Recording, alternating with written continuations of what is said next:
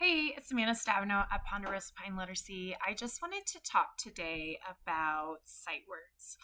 Um, this is a really common practice in a lot of schools, and I remember my kid having like 50 words he has to learn by the end of kindergarten and all of that. And this is the most common one. It's called the adult word list. And so they even have them as early as pre-K, um, calling these sight words and memorizing sight words. And I just wanted to point out, and I've heard a lot of teachers on the internet get like, not bad mouth, that's not the right word, but they get kind of saying, well, you have to teach these. These aren't what's killing reading. This isn't what's killing reading. This isn't why people are failing or not doing well at reading. It's not because we encourage sight words. No, you're right. It's not.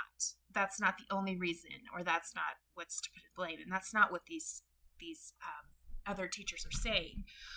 What I wanted to talk about today is let's stop calling them sight words, because once they know the phonics rules, majority of these words on this list can be read.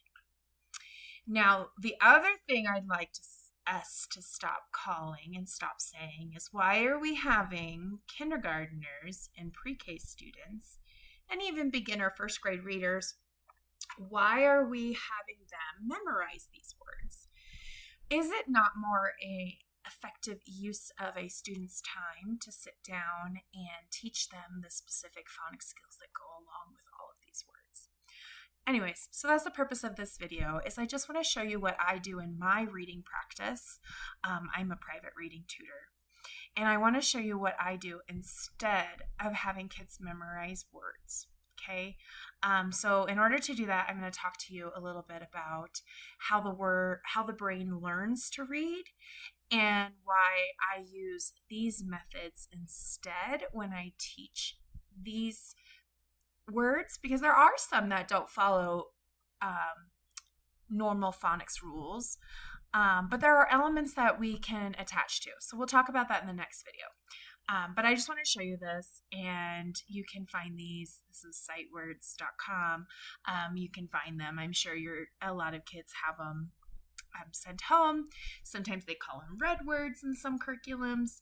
But anyways, our next part of our video is we're going to go over and talk about how the brain learns to read and what we could do instead of calling them sight words, in different ways to approach these words. All right, so hey, we're back. So this is a very terrible, crudely drawn brain. I am a lot better artist than this, but I am not a neuroscientist, so I will not go into all the brain parts and things like that. There are some wonderful resources out there. I will gladly share it with you. However, this is just a very simplified view. So your brain works in three parts to connect words and understanding of what we read, right? So this part of the brain deals with the sound, right? So we know that the letters represent spoken sounds, right? And our brains are wired for sound, not words. So that's another key component. So our brain is wired to understand language, right? Even young babies, they start talking very early. We're all designed for speech, right? So reading connects all three parts, right? So we know that the sounds we hear are represented by alphabetic language, right? We know that the B represents the B sound, like bat, right? And we know that there's the A sound and the T sound, right? We know that it all represents together, okay? Vision combines. We know that these letters, so like, for example, in the word bat, vision combines that we know that the B here stands for B, right? And we know that the A here stands for A, right? And we know that all of these represents the sounds in the word bat, right? So there's our visual connection, right? And the sound connection as well. Okay. The other part of reading is connecting meaning. For example, If I am talking about bat, am I talking about a baseball bat, or am I talking about a little cute little mammal? I think they're cute. Little mammal that flies around with wings, right? So this is the other component of reading. In order for words and things to click, we need to combine all three. Oop, that was a bad example. We need to combine all three of these elements. We need to combine the sound and meaning and vision all together in order for it to click, right? So in the next video, I'm going to show you how I approach sight word instruction and some other ways people do it as well. Anyways, pause for a second and we'll go ahead and move on to that. Hey, so I'm going to show you a couple things now. One, I'm going to show you how some programs teach sight words. I don't call them sight words. I don't even call them heart words anymore. I just call them words. That's what they are. I used to do the heart word thing, so I'll show that method first. So heart words is where they'll have the word. So here's our word of, and they'll say, okay, this is the word of. Okay, the O in of is kind of making a different sound, right? It should say ah, but it's saying So I'm going to have to know this part by heart, but I know that the F says f, so I can remember that part. Okay, I do like this method. I don't think heart words are a terrible method at all. I really don't. I think that what it's doing, it is tying a visual and it's tying a sound to it, and it, you can talk about the meaning. I mean, this word's kind of hard to explain the meaning, right? The part I don't like about heart words is you'll get to a word like down, right? And I have seen everyone who does heart words do this. I've just seen some, and they'll say, "Oh, I changed red. Anyways, they'll say, "Oh, I know that this says d and this says and this is the part I have to know by heart." Well, my argument is you don't need to know owl by heart. What you could do instead is only introduce this word, and this is how it'll work in my curriculum, is you only introduce this word when owl O is taught. So as soon as owl O is taught, right, that's owl O, well then you can read words like brown, clown, so many more words. So instead of saying we need to know that part by heart because maybe it was just introduced way before the phonogram was taught, maybe instead we teach the phonogram, and then we spend time learning words that match that phonogram. So that's how I teach it.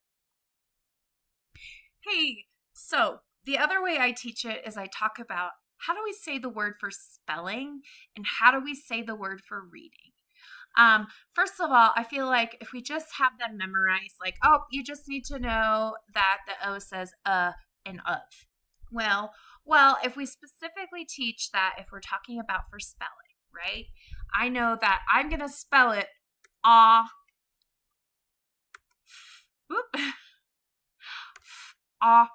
right? But if I'm going to read it for reading, I'm going to say of. So when I do my reading lessons, I do a lot of spelling and writing corresponding, right?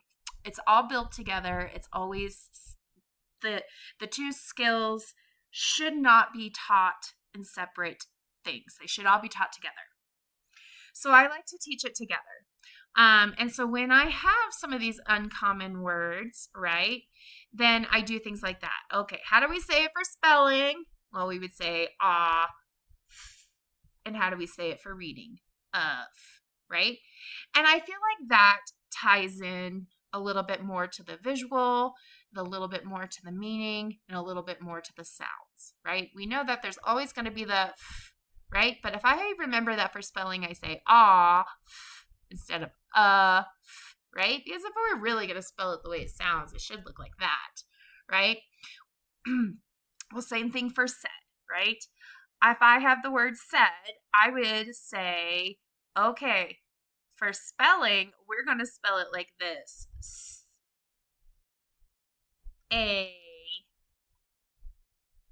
Said, right? Just to attach the visuals to the word. Said. But for reading, we're going to read it like this. Said. Okay? And a lot of these words are just high frequency words because of the way English was designed and transferred over. And I can make a whole nother video about that. But I just want us to move away from saying, oh, kids, let's memorize these words. These are sight words. They just follow on different patterns. We should just memorize them. Well, that's not really like connecting to their meaning brain, and it's not really connecting to the visuals either. So I just wanted to do just a quick little video just kind of talking about that because I just seen some of other teachers talking about it and then getting backlash for it. And I mean, to each their own. Everyone has their own ways to do it. But I think we can all agree that giving preschoolers and kindergartners and first graders giant lists of sight words to memorize is ineffective, especially if they are somebody who's not naturally gifted at language. Then it's just ineffective. And I would really encourage you to teach these words based on phonics patterns. Like, for example, when you say you have the word the, well, if you teach them th, and right? Then you can teach them words like them, then, this, that. So if you spend some time doing that, and it's really hard for me to like show the two different sounds TH says in this video, partly because I'm nervous and also because I'm doing this on the fly. But anyways, my point is when you teach the specific patterns first, then they're no longer sight words and they're able to decode them. And not only that, they're able to read them, spell them, and they're able to use that to read other words. So I just want teachers, I just really encourage us to move away from using here's this giant list of sight words, let's memorize it, to actually creating concrete meaning and understanding between the visual and the sound and the meaning of words. And yes, some of these words are a little bit hard to explain, right? But we can explain what said means, and we can explain what down means and of means. I just want to clarify, if I am teaching a student this lesson would look a lot different. And maybe one day I will record one of my lessons start to finish just for other people to see. But anyways, if you are teaching reading or if you need help with a student with reading, please reach out. I will gladly talk to you. I'm a nerd. I love talking about this stuff. I love teaching this stuff. I just started using a while ago, so I haven't quite gotten all the little parts down, but if you're an online tutor, it's a super cool website. Anyways, please reach out if you have questions or if you have comments, or if you're like, oh, I teach it a little bit different, this is how I do it, please let me know. And if you have kids memorizing sight words, let me know why you do it. What's your reasoning? Be interesting to hear, just have some professional debate or something would be really interesting. So anyways, have a great day and always keep reading and take care.